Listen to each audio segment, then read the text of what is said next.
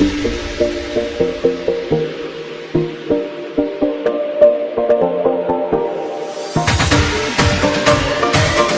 காரை நீயே ஓட்ட வேண்டும்.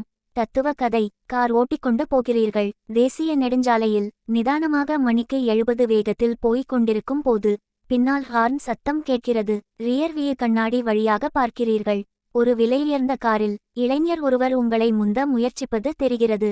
அது உங்களுக்கு பிடிக்கவில்லை. வேகத்தை 70இல் இருந்து 80க்கு உயர்த்துகிறீர்கள். அவரும் உயர்த்தியிருப்பார் போல. இப்போது 2 வண்டிகளும் ஒன்றுக்கொன்று இணையாக.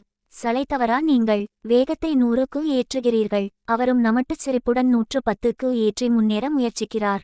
நீங்கள் 5வது கியருக்கு வேகமாக மாறி 120 ஐத் தொடுகிறீர்கள். இப்படியே போனால் முடிவு என்னவாக இருக்கும் என்று சொல்லித் தெரிய வேண்டியதில்லை.